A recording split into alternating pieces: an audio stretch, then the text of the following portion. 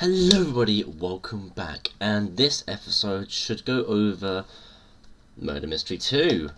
Okay, I don't want to just have a big long little intro, so let's just get into it.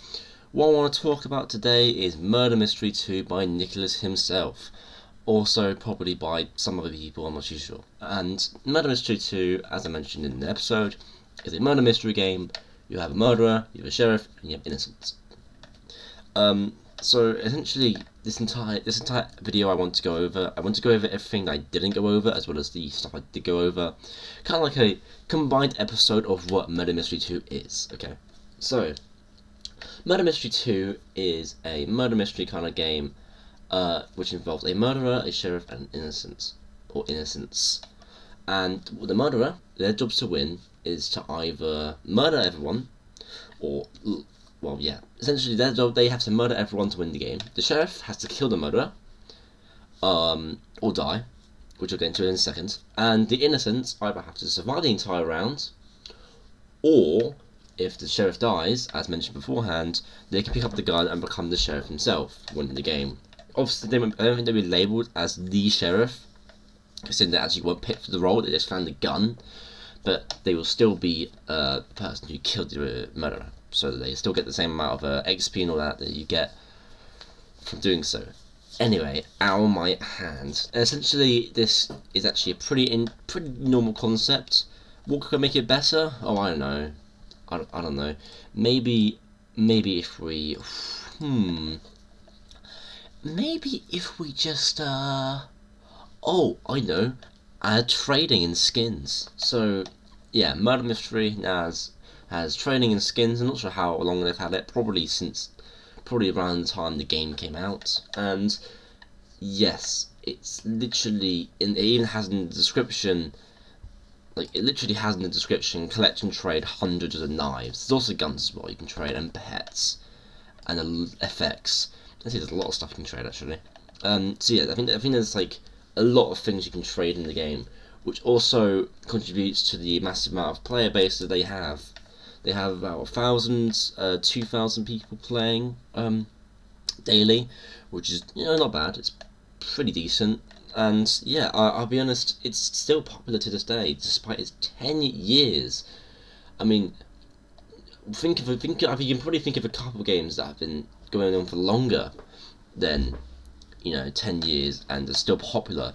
But even when you think about it, though, it's like, gosh, how is it still popular?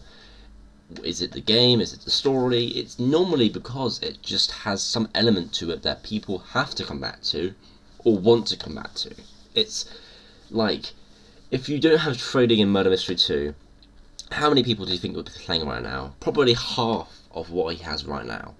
About 100,000 would be playing, or maybe 50,000. I feel like the trading really helps with selling the game, but also, of course, the core gameplay element also contributes to the player base.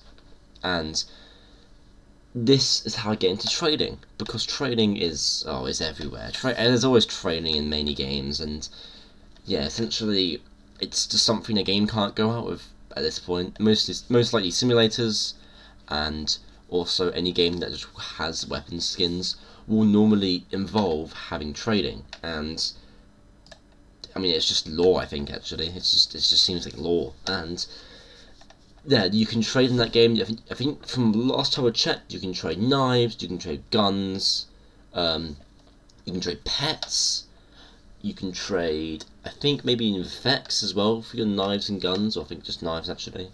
So that is pretty cool. You can do a lot. And I really do enjoy the game. They've recently had a Halloween update, as you might have seen in the episode, and yeah, that's pretty cool. I mean, they've got an update. Yay, more players, woohoo, money. Anyway, thank you for watching. I do want to mention now at the end of the episode, I feel like this series, this little behind the scenes kind of stuff, this will probably actually be more essentially I'll be talking about this kind of stuff. Like I'll be saying, like, I'll talk about the game we played. Now, I just want to talk about the core game we played. I don't want to talk about any other games that you might play. I think we might just talk about this game because, firstly, the reason I picked this game first is because it's a game I've played before. So we start off with a game we played before, and then branch off into whatever stuff else they made. And but yeah, we only really talk about the game we played, talk about my history of it, and all that kind of stuff.